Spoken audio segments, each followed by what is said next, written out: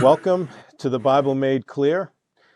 Today I'm here with you with Herb Butterworth, and this will be actually our third video that we're doing kind of an interview process, especially if you're a Christian, to help you engage with an unbeliever, an atheist, or whatever that's going to challenge you regarding questions about evolution and creation. So today I will play the atheist challenging Herb, who is the Christian, in our conversation. And then, so we'll see how this goes. But we'll try to remain in character as much as we can so that it will be helpful. And so we'll jump right into it. So, Herb, my first question to you. How can you Christians not believe in evolution when the whole scientific community does, and you just assert that God created everything? Because first, aren't you ignoring what all scientists know is true? And second, are you saying that all scientists are wrong and Christians are right? And finally, is it arrogance or stupidity to claim God made everything when scientists discovered that it was a process of evolution? So how are you going to respond? Well, we need to clarify exactly what we're talking about here. You say that, first of all, you say Christians reject evolution, and that's not entirely true. Personally, I reject evolution, and I'm a Christian, but there are many Christians who don't. Theistic evolution. Those are Christians that believe that evolution took place. Another thing is we have to be specific about what we're talking about when we talk about evolution. There's what we call adaptation, which some people call microevolution, and that's a species adapting to a given environment. Not one creationist that I know denies that. We can see it, we observe it, and that's seen in the classic example is the moths that change from a darker to lighter color depending on their environment. So we don't deny that. We see change in animals over time, and that's just been established as a scientific fact. What we deny, or what Christians who reject evolution, what we would deny is that the evolutionary process can make one kind of animal into a different kind of animal. In other words, molecules to man. We would reject that. And the reason that we reject that is because there is no mechanism that can allow for this type of thing to happen. We look at adaptation, microevolution, and we just extrapolate, or we don't. A lot of scientists extrapolate on that, and they say if we can see this happen, these changes happen in a short period of time, we can, key word here, we can imagine what would happen over the process of millions or billions of years. But there's no known mechanism. They claim mutations in the DNA must give new information to the genome. There's no example of this happening. We see beneficial mutations, yes, but information that adds to the genome, that gives rise to new information, thus allowing for a new type of creature to evolve from that. There's no evidence of that. So we look at that, and we also look at Michael Behe's irreducible complexity, and we see systems working in unison together and individual systems working on their own. And there doesn't seem to be any way or any justification for saying that these things evolved over time. Because as irreducible complexity would point out, that these systems must be together all in unison to have any function at all. It's not going to sit around and wait for the next part to develop. There's no reason to suspect it would. or no mechanism to show that this could happen. And that being the case, I would deny evolution.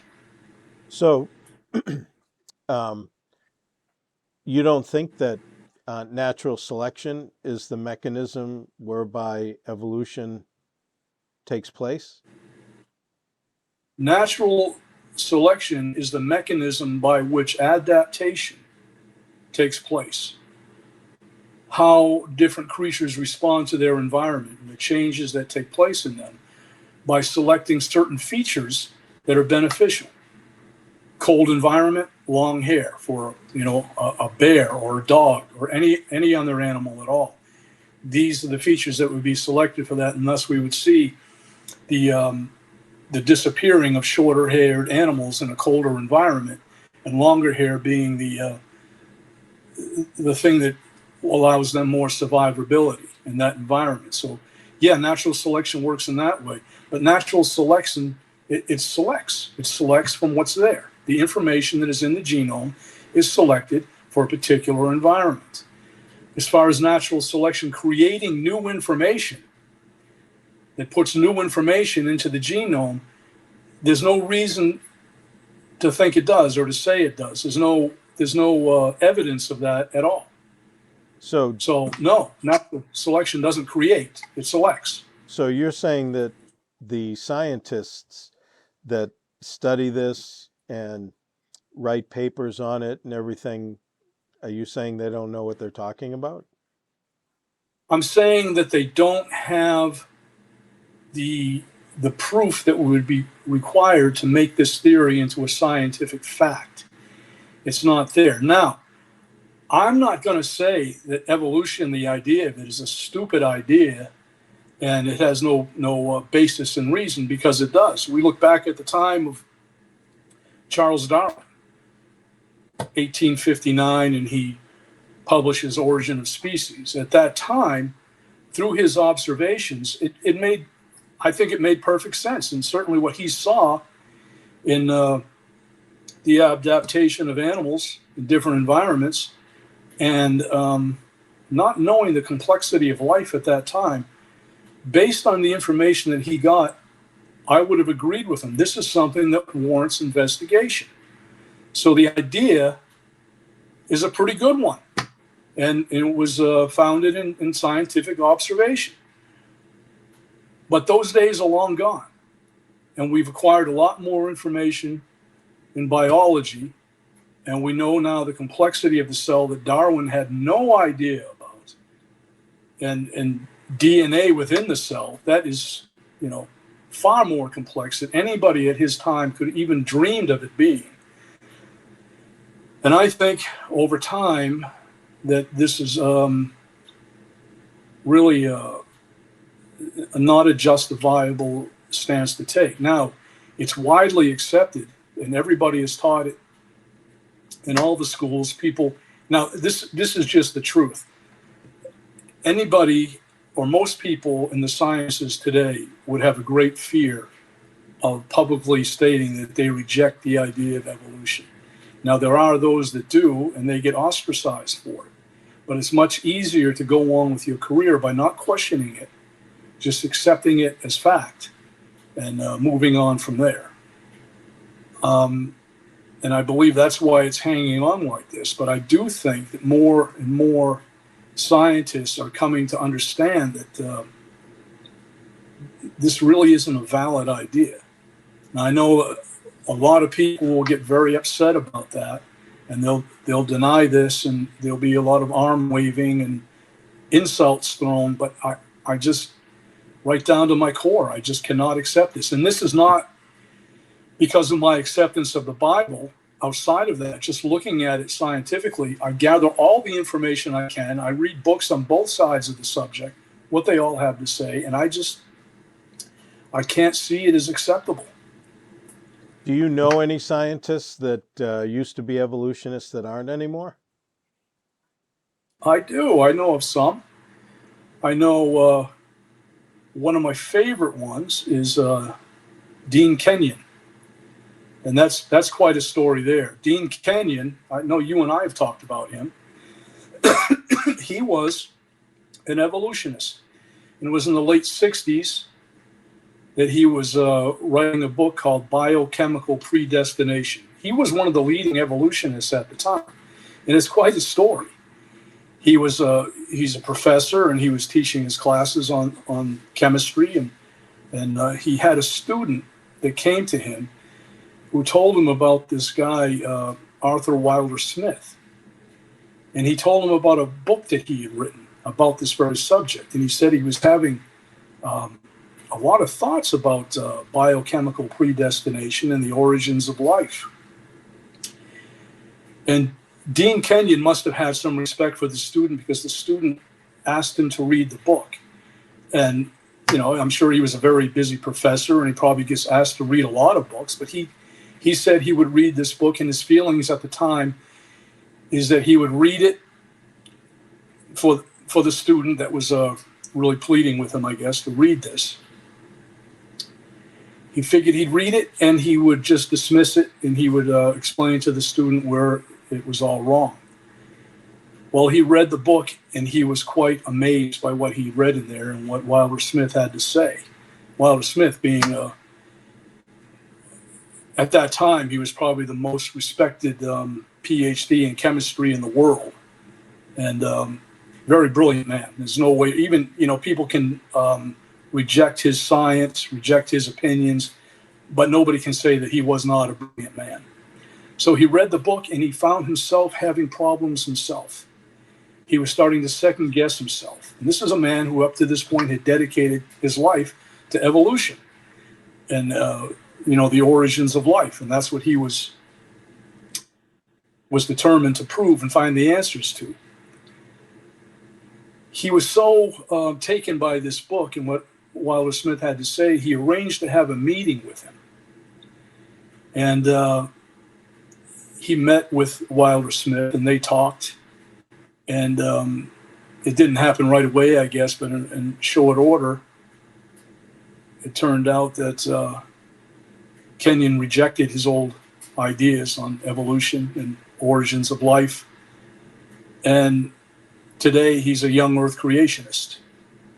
And I thought that was a fascinating story, still think it does. And that's a man who was dedicated to science. He loved science. That's what he did. And he was determined to come up with answers on origins there. But he was open to the truth. And having the information brought to him and processing it correctly, looking at both sides of the issue. And he knew both sides very well when he came to his conclusion. And his conclusion was that this origins just could not have happened in a natural process. So he became a Christian then? Yes. How about, do you know of any that rejected evolution but are not Christians? David Berlinski, a very well-known mathematician. He's an agnostic. And he looks at evolution in a mathematical sense, and he just cannot accept that mathematically that evolution is a possibility. The number of mutations that would have to take place that are adding information to the genome, he says it's just not possible at the rate that they see them, which is 0 right now. But it can be argued by an evolutionist and say, of course we don't see that. Evolution is an ongoing process that takes place over millions of years. And they would argue, you say, well, you don't see a hippopotamus give birth to a rabbit, say. Of course we don't see that. And but even if they were to happen, we know that they don't happen often enough that a simple life form can become a much more complex life form, even given the billions of years that we are provided with. It's just not going to happen. And he argues that mathematically. And why he's not a Christian, I don't know. But he's not an evolutionist, right? Because he's not an evolutionist. He writes books. He just says it has to be, and I'm away. Yeah. Yeah. Okay. So, but basically, so you don't care that the majority of scientists are evolutionists. No, I don't. Scott, I can honestly say this. If I was the only one who rejected it, I would be the only one who rejects it. I might be thinking, why am I not getting this? I'm trying to look at this as open mindedly as I can. Like I said, I look at both sides of the issue. You know, I read Richard Dawkins, I've read a number of his books, and, you know, I've read many others that refute what Richard Dawkins has to say. And trying to look at it as open mindedly as possible, I, I reject evolution.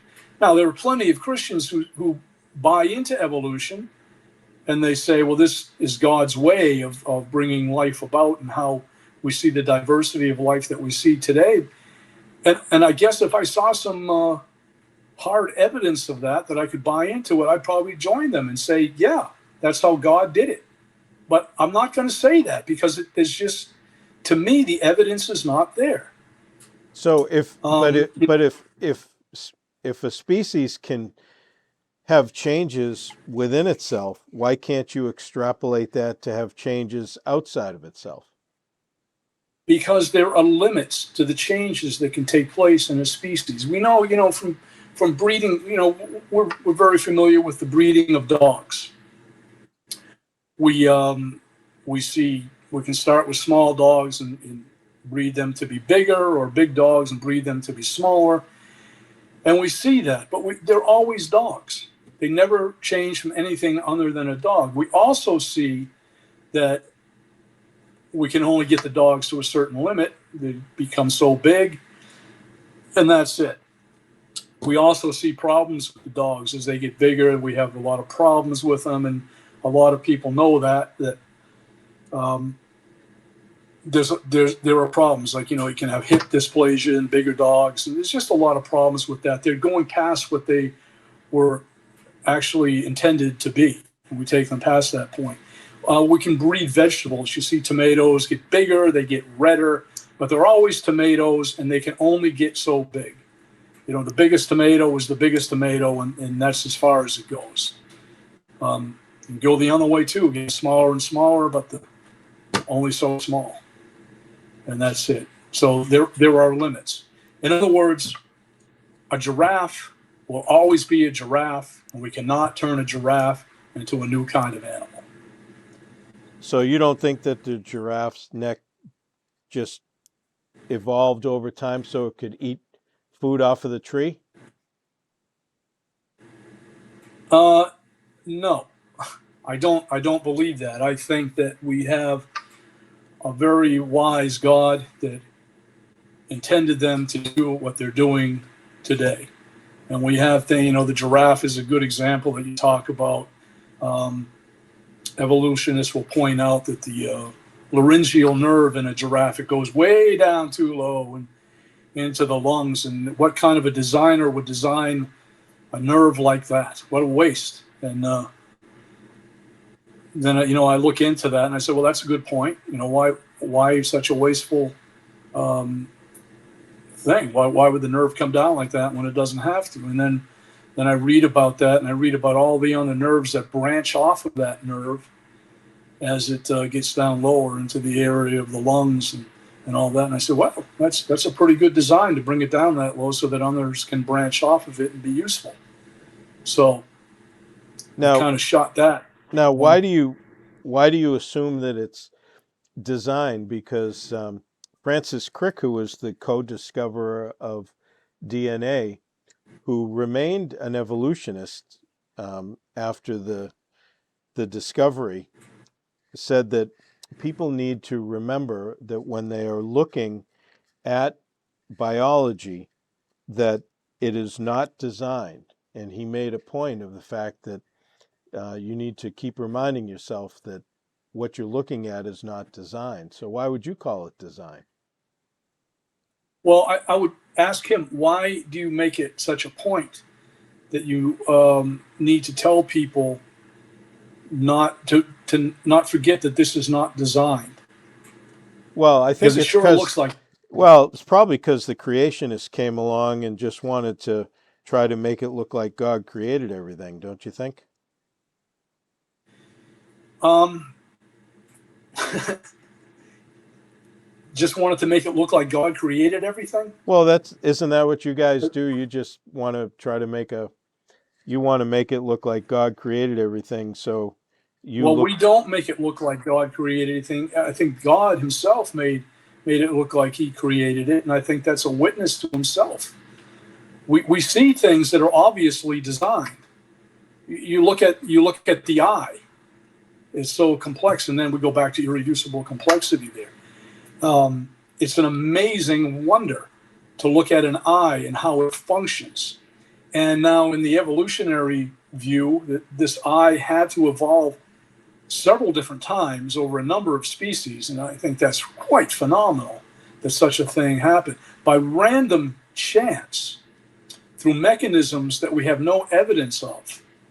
And we're just, I think the evolutionist is willing, they're willing to say that yes, this evolved over time, and we have no mechanisms by which um, to testify how this happened. We just know it did. Now, let me go into this a little bit. The evolutionists will say that we have blind faith, that we're putting our faith in God, and yet they believe in this thing, this process that they have, and I say this to be understood.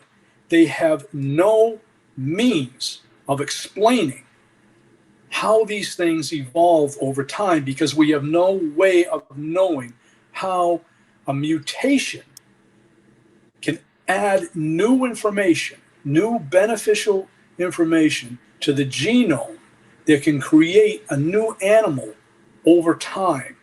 It's not understood. They just look at what we call adaptation, the changes within a species over time, and they just figure, well, if this happens in this short time period, you can imagine, and again, imagine what happens over a long period of time. That is faith. Well, That's why well, evolution is well. I itself a mean, religion. come on, Herb. In science, you know that we're always learning, and as you know, as evolutionists, we want to be honest with the fact that sure, we don't have all the answers right now, but like Richard Dawkins has expressed, we believe eventually we'll discover all the answers through science. And so, I mean, yeah, nobody has all the answers, but, you know, um, we think that science will supply all the answers for us eventually. But why is there a Well, problem thank you. with that? You're displaying my point that I just made. You have faith.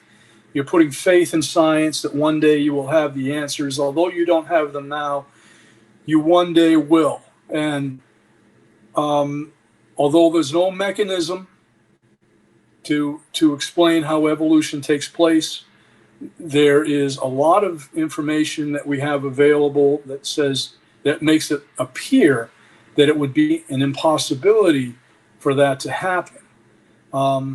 The very creation of life itself, as we learn more and more about it, the goalpost gets further and further away. And we don't know how that possibly could have happened. Um, Science looks at it and they say that they will find out one day. And what was it, 70 years ago, where they were able to make several amino acids, the See, Miller urate there you experiment. go. There's the advancement right there. You're helping me. Yeah, okay. All right. Hey, they made some amino acids. They simulated an early Earth environment, put some electricity through it, and they came up with some amino acids. That's great. That's quite a thing that they did. Well, you Um, tack on 4 billion years, and who knows what can happen. well, yeah, yeah. Okay. Well, I can imagine them at that time, and I don't know exactly what they were thinking at that time, But I think the Miller-Urey experiment, and they came up with these amino acids.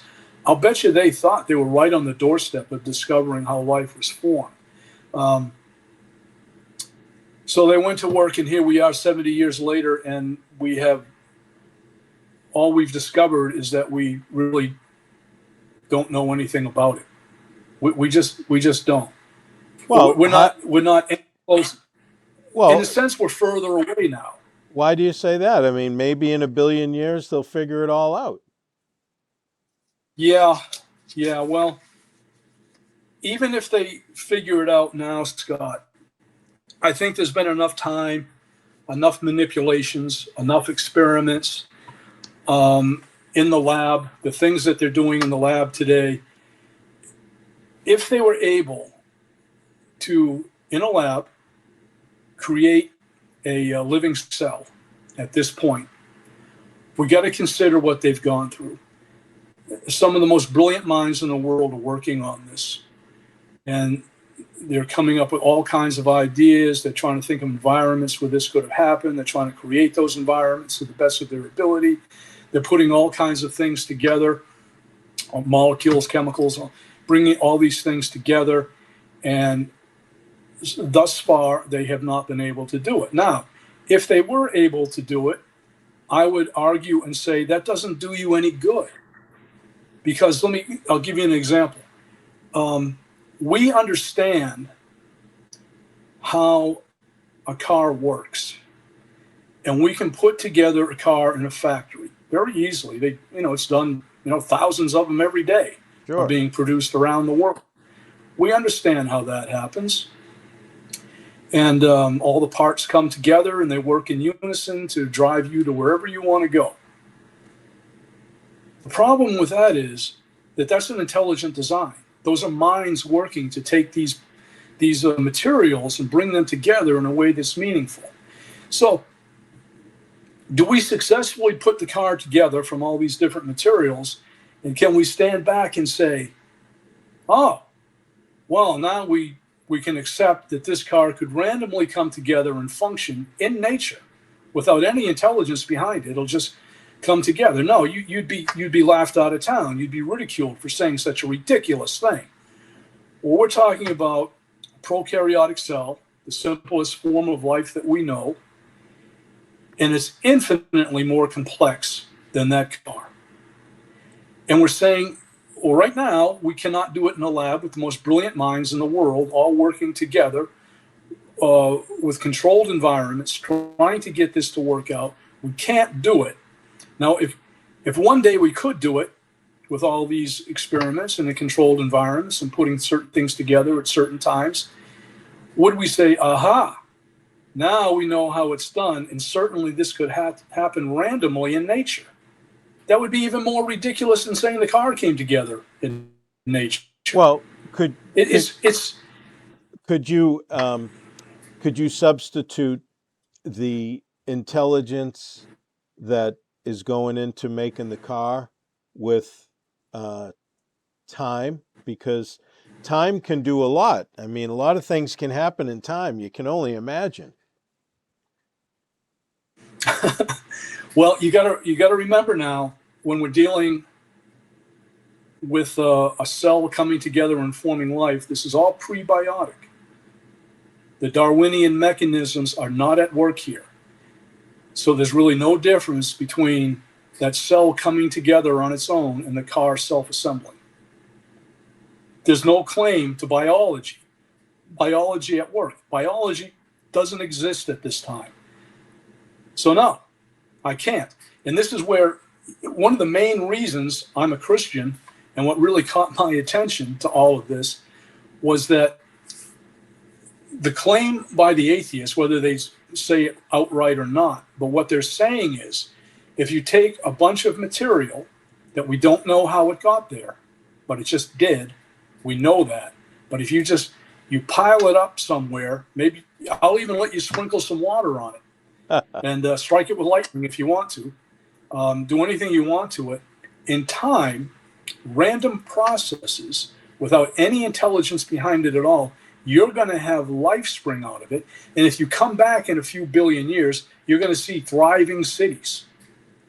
That's basically what they're saying. And that's giving them the material that we don't know how it got there. Well, That's what they're claiming. we'll eventually, I'm sure, science will tell us how it got there. Well, then you have great faith in your religion, much more faith than I do, and I'm put to shame by you and your faith. I wish I had your faith. I just don't. But Well, congratulations. that's because, I mean, science is brilliant, and they discover so many things that it's easy to have faith in them. Hey, science is wonderful. I love science. I do. And yes, they discover all kinds of things. They discover, medicines to fight disease, and I thought Christians were against science. No, Christians are very much for science. In fact, most of the great scientific discoveries in world history have been done by Christians. And where all this comes from, that Christians hate science and they're science deniers and all that, well, I beg to differ. I don't think one has to dig deep to find out that Christians are really the driving force behind science. And to this day, it stands out. So you think if all those Christians that were alive in the past, that were scientists, were alive today, you think they'd still be Christians? Oh, they would most definitely be Christians, because they would look at it in a more realistic way. I honestly think this, and I know that there'd be a lot of people complain about this, but I think that those that have really absorbed into this atheistic view, I think that their eyes are closed, and they just, as a matter of fact, I listened to a presentation this morning by a guy that was talking about the universe from nothing. I just, I'm kind of a freak. I listen to videos like that. Why is that a problem?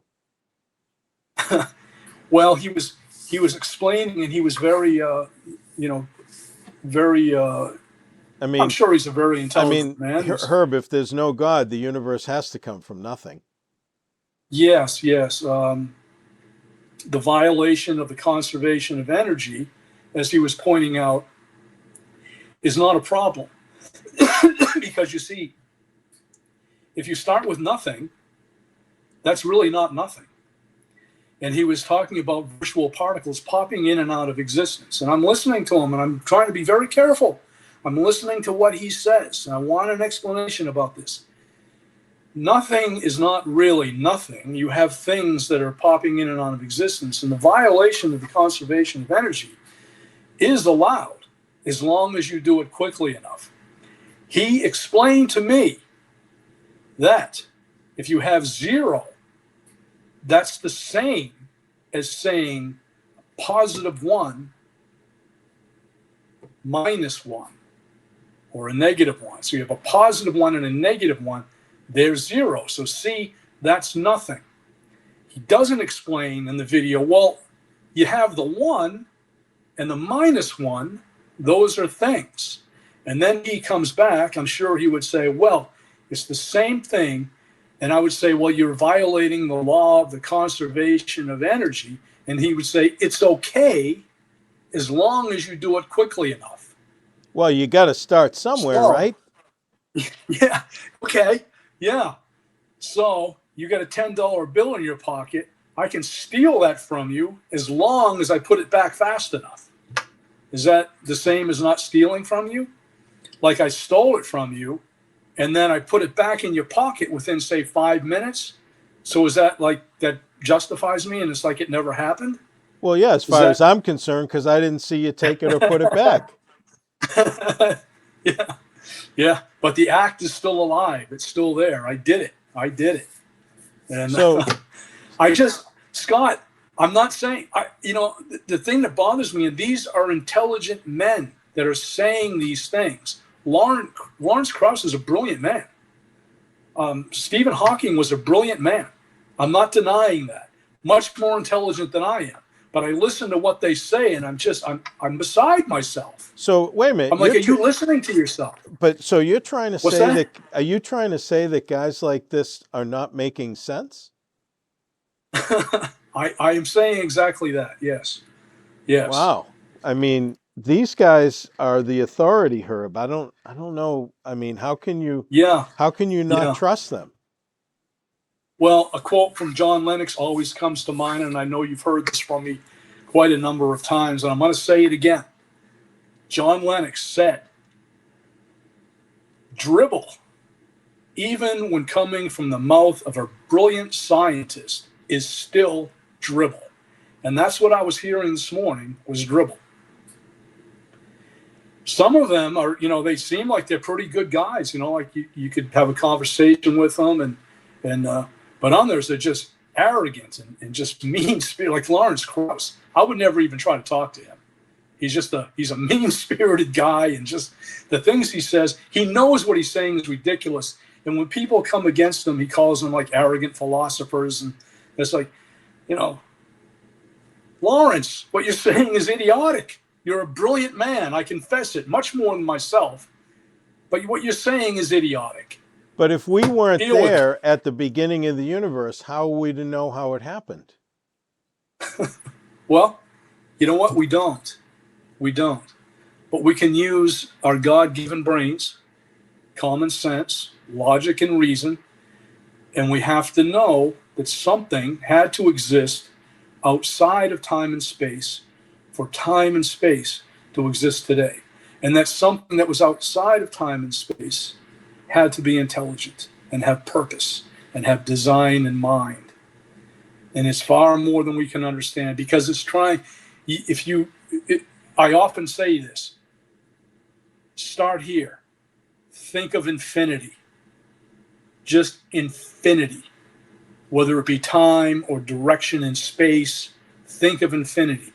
Can you comprehend it? You cannot comprehend it. We look at the universe.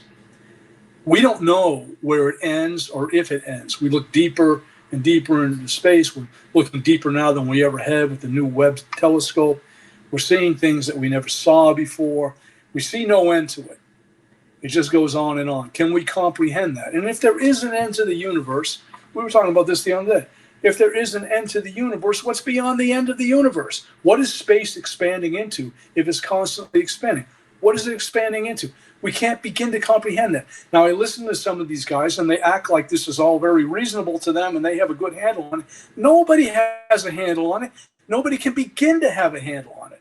Think of infinity. Try to wrap your head around that. You can't. You just can't do it. And that's where there has to be an eternal being that's intelligent and has purpose. There's no way around it. Well, where'd the eternal being come from? That's what we don't understand. He is that he is. As he says, I am that I am.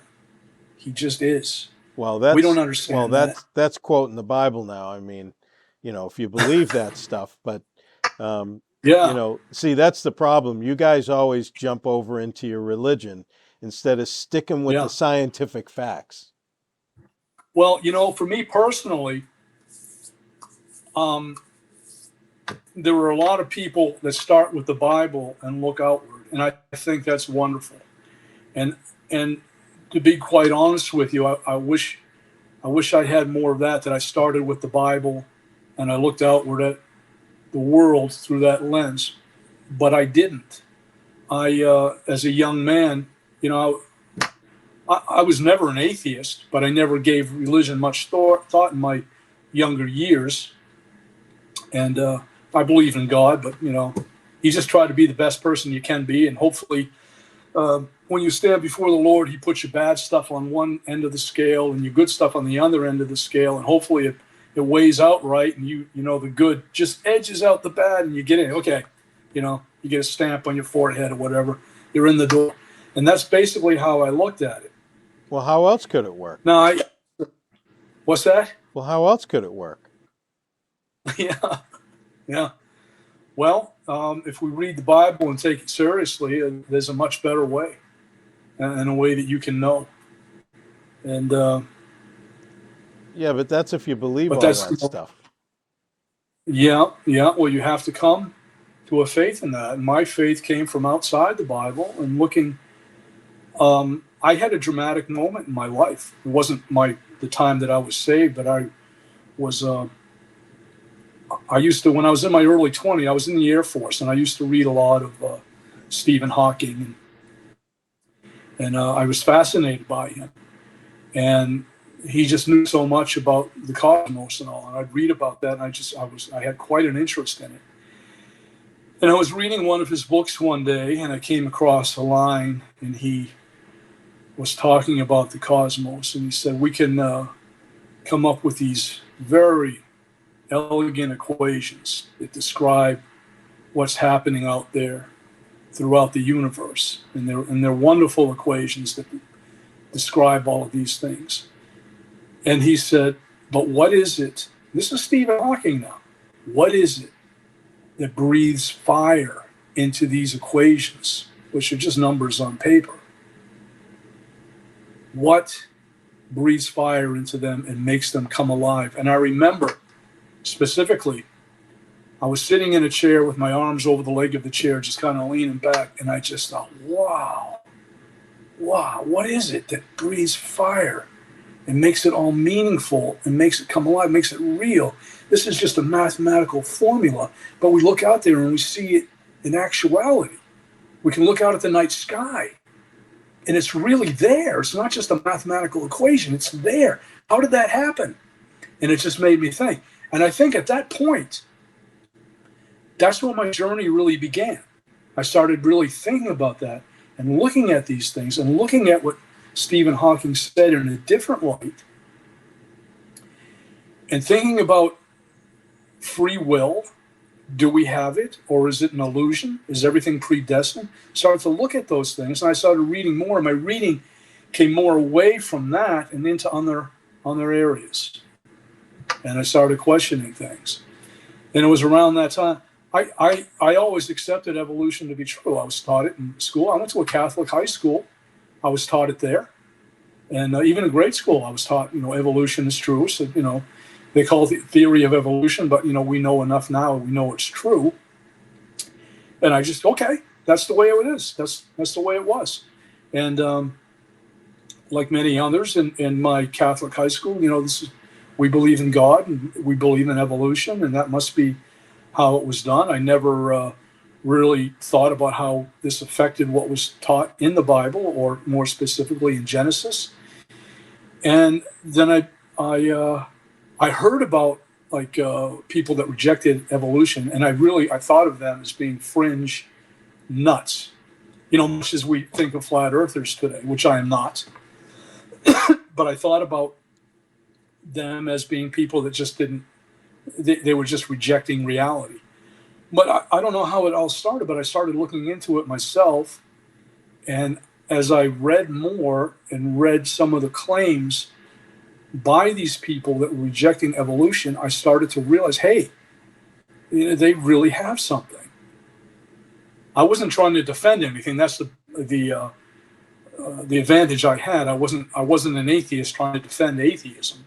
I was just open to whatever. I just wanted to know what was going on, what the truth was. And as I read more and more, I remember looking at some things. Well, they must be wrong about this. They have to be wrong. And then I dig deeper and find, well, no, this can't be refuted. What they're saying is true. And then I looked into it more and more, and now I just completely refute evolution. It just doesn't. It's not a theory worth pursuing. Unlike yourself, who loves it and realizes that all the smart people are Well, doing it. And, I mean, I would rather remain on the side of all the knowledgeable scientists and the scientific yeah, community instead of, yeah, going towards, kind of the flat earther thing. You know what I mean? yeah, yeah, yeah, You know. yeah. Well, you know what? I can be called a dumb guy, and that's fine. I have Well, no problems Herb, with that. I would not call you dumb. I mean, you can't help it if you had an Okay, experience that drove you in the wrong misled? Would you direction. say I'm misled? Well, Yeah. obviously you're misled because, I Hmm. mean, if the vast majority of scientists believe in evolution, um, I mean, you're saying that they're either arrogant or stupid. Well, that opens up a whole different thing, and now we're going to put truth is we can put that to a vote. We're going to find out what's true by putting it to a vote. And if the most people vote for this, well, we know that's true, and they Isn't didn't vote that for that. So we, well, right? I mean, isn't it what most people believe that that's where we discover the truth? well, I guess, fascism in Nazi Germany was fine because in that society, that's what they wanted. And they supported Hitler, so that was okay, right? Well, that's not a good example. I mean, that's a terrible thing to say. Yeah. Okay, all right. But you're saying that the majority of people will always come to the truth. So Well, I mean, there we the go. majority of the people, you're not saying that most people are dumb, are you? No, I'm not saying most people are dumb. Well, so then they must I be think making most the right people, decision. no, they're being misled. I'll say that Well, they're being misled, and they I think don't it's think very they're being unfortunate. misled. No, they don't think they do. If they thought they were, they wouldn't be misled, but they are being misled. And I can't say that I accuse them of anything. I just say that they're being taught things by people that they trust, by people that they have come to respect, teachers in school that know no better than they do, that actually believe that they're teaching these kids what is true, what is scientifically correct. They believe it themselves, so they're handing it on to their students as though it's the truth. The kids are learning this from the teachers that they respect. After all, they're a teacher or a professor in a college. They must know what they're talking about, otherwise, they wouldn't be a professor at that college. So they accept it. Well, And to deny this, I mean, come on, it's not like teachers don't have to take tests. Oh, that's right. They just did take that out in New Jersey. That's probably not a good yeah, angle for me at this point, but yeah, we don't want to we don't want to go in we that don't want to direction. burden them with we don't want to burden those teachers with needing to know how to read and write. That's Well, it's that's ridiculous. yeah, it's probably white supremacy or something, but um, Yeah, yeah.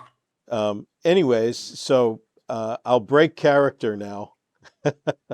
Okay.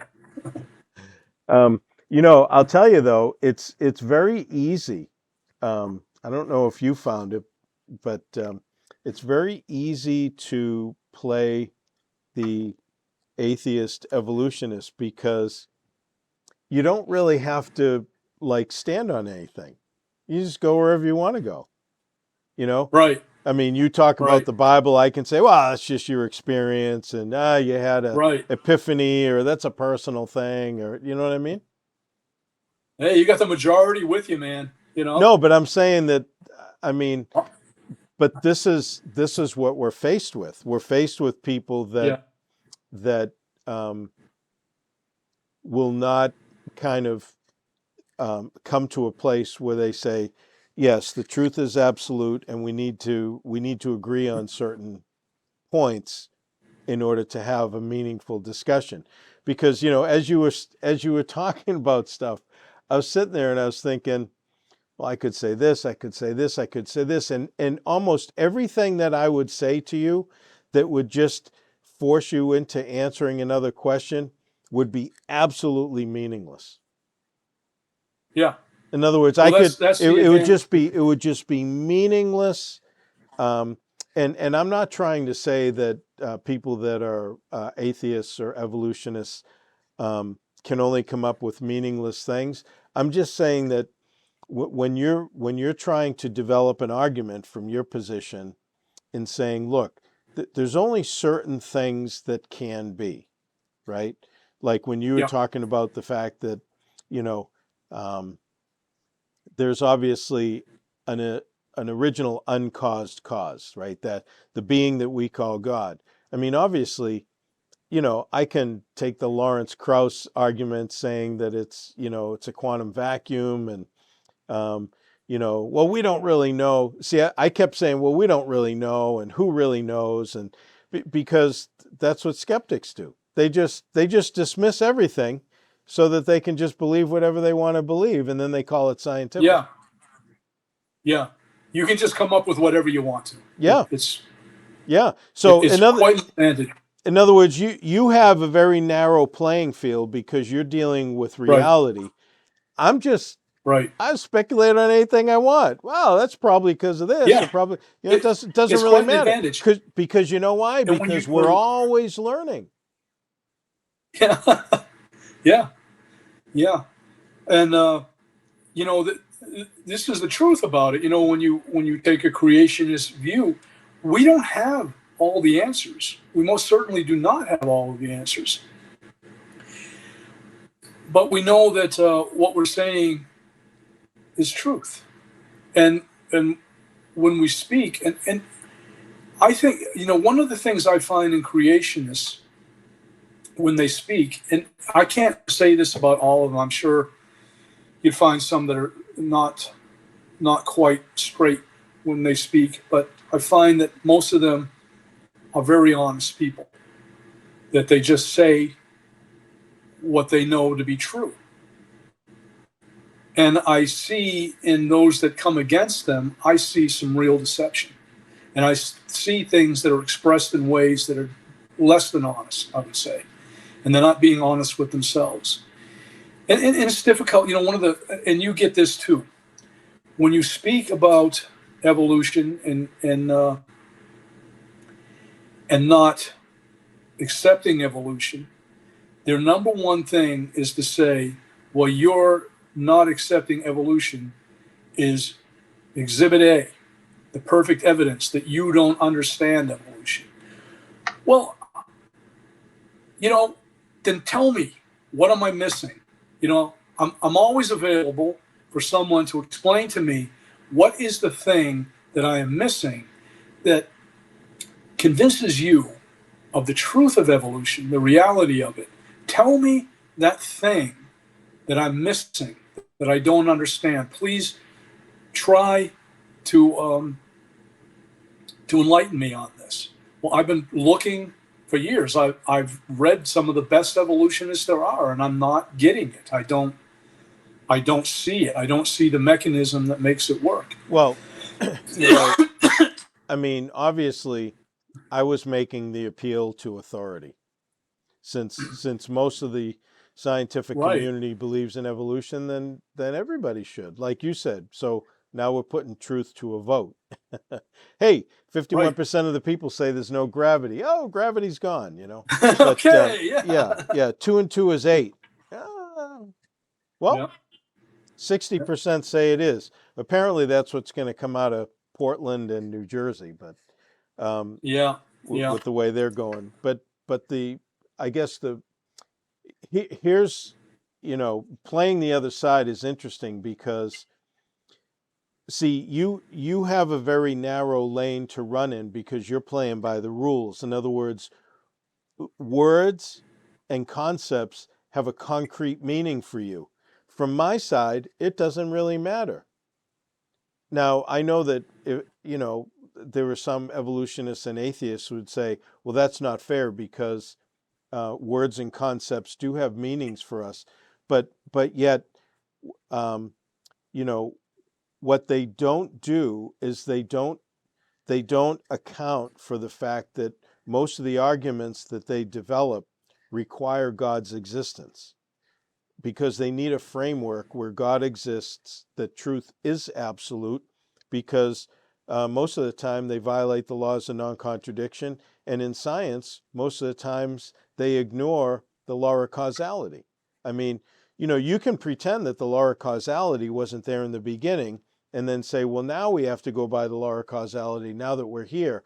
So since we don't know how it all started, let's not worry about that. Let's just deal with what we got.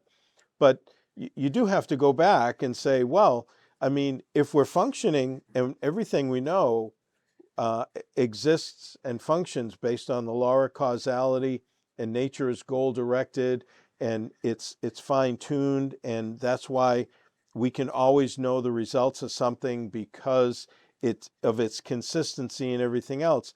Then as we work our way back to the cause of this effect, it has to be somebody outside of time, space, and matter.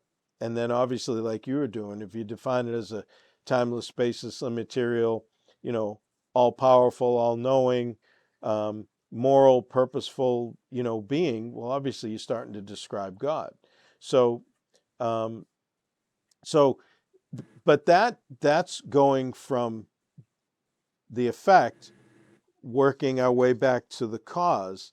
And but we do that in everything. I mean, look, when a homicide detective shows up on a scene and they see some person that has, 3 knives in their back, they don't say, wow, I guess they must have been, flipping knives and then went over and let them all hit and commit suicide. They figure, well, somebody's probably murdered them. And so they Yep. have to go by the effects, say, okay, we got a murder homicide here, right?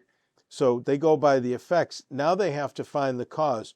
Who was the one that did it? And then they have to start to look at all the evidence to try to figure out, all right, well, who had access, who had the motive, and all this. Well, that's all we're doing. We're taking the effects of everything and we're working it back, and we're saying the causes that the atheist and the evolutionist come up with, um, are not viable because they violate their own beliefs in the scientific method and in the knowledge they actually have. I mean, if everything is cause and effect, and if science functions off of the law of causality, then how can you go back and say, well, but it didn't work here? I mean, that's that's not even guesswork. You're eliminating knowledge at that point because you have nothing to put in place of it, right? Do you know what I'm saying? All right. Yeah. I know So what you're saying. Yeah. when you get to the place where you need something concrete like that at the beginning, my point is that what we hear all the time from atheists and evolutionists is, well, we'll eventually find out. Well, nobody really knows that. In other words, you just you just dismiss it in a way that it sounds palatable, and most Right. people will go along with that dismissal and just kind of go on from there. But it's like, whoa, wait a minute, slow this train down, because you can't get to where you want to go because you haven't even started yet. So you can get Right. off into Darwin's finches and his the beak sizes and everything, but it's like, hey, there was no finches, there was no cells to make finches, and there's no way for Right. those cells Right. to start in the first place, Right. right? Yeah. So, and like you said, they're working hard in the laboratory to try to create something, some first form of cell or whatever, something that can function. But with all those environmental factors that they're bringing to bear, their knowledge, the mixing of the chemicals, and everything else that they're trying over and over and over and over and over again, um, even if they could create it, where did all the stuff come from?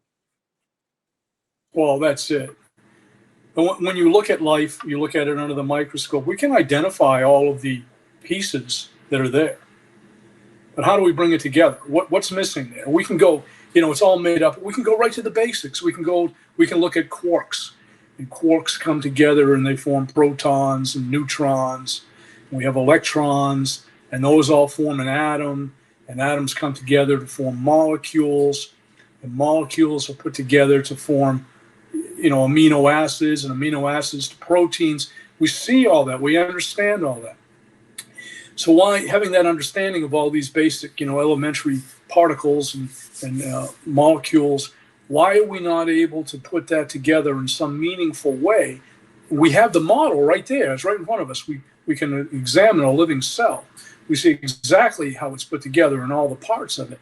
Why are we not able to put that together and make life from the very same materials that we have? Why can't we do that? What's missing? Well, What is missing there? and not only does not nobody really know what life is. I mean, obviously we believe God gives life, and He's the creator and sustainer of life. And in other videos we can get into the evidence for that based on the Bible and everything else. But here's the thing, you know, in mentioning life, that at least is fascinating to me. J. Vernon McGee, old preacher, right? He said, when he talked about evolution one time, he said, I don't know why they're going through all the experiments. He said they can go out and get a person that died 2 seconds ago and it's all put together. Just bring them back, Yeah. There you you know? go. There you go. Yeah. Yeah. But they can't, Yeah. you know? I mean, It's right there. obviously Everything you do. some people, they get their heart beating again. They electrify them or whatever, but Yeah. but nobody really knows what that life is. Like that whole life Yeah. force that we have, this self-consciousness. And then, um, Michael Denton, he died, right? Um, Yeah. yeah, he passed away kind of recently, actually, I think. But I mean, not Michael Denton, Dennett, um, Yeah. Daniel Dent. Daniel Daniel Dent. I'm Dennett. sorry. I got.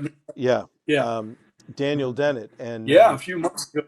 yeah, and I mean, he did all the book writing and presentations at Tufts University on the fact that consciousness is an illusion. Well, he's definitely out of the illusion now. I mean, um, Yeah. you know, the, If consciousness is an illusion, I'm sorry to interrupt, but if no, consciousness is an illusion, how can he establish that? because he's in the illusion. How can he establish? Yeah. Yeah. Yeah, yeah. You How, don't know you're in how a does he know dream, and that? you don't know you're dreaming until you wake up, right? Yeah. So, Yeah. well, it's the same with Hindus, right? Hindus think that um, they're in a state of hallucination or illusion, and this is not reality. And it's like, well, how do you know that? You're in it. You know what I Yeah. mean? And again, Yeah. this is the problem that we're facing as Christians. We're trying to present absolute truths to a relativistic society, and we're trying to give um, like concrete thinking methods to people that have not been taught to think, because they've been indoctrinated into certain things in the culture. And unfortunately, a lot of the learning comes from areas where people do not think through. Even Lawrence Krauss, I mean, I know that he's a smart guy and all that, but I mean, he publicly mocks Christianity and all that, but his he had a bestseller, right? The Universe from Nothing, and his nothing was Yeah. um, quantum physics, a quantum vacuum. And it's like, well, like you said, but that's not nothing. That's no thing. Like, I like what Aristotle said. He said, nothing is what rocks dream about. That's nothing, Yeah. right? And I think that um, you know Lawrence Krauss has pulled a fast one on society by utilizing his ability um, to communicate in fancy language because of his position as a university professor to the public. They think that he must know something that they don't know. The thing that he knows that they don't know is that he can pull a fast one on them. That's what he knows. Because, he can use all the big words he wants to, but he can't create a universe from nothing. The only one that can do that is God. And even the quantum vacuum has to come from someplace. It has to, you Yep. know? So, but anyways, I won't keep pushing the issue. I appreciate you playing the Christian today, Herb. And Oh, I was glad to do it. I yeah, always look forward to these. so Yeah. we have other questions to go through that we'll do in other videos, but we're basically at an hour. So if you've stayed with us this long, we appreciate it, and hopefully it was helpful for you. I know Herb gave some good responses to my atheistic challenges, but until next time, may God richly bless you as you continue to study His Word.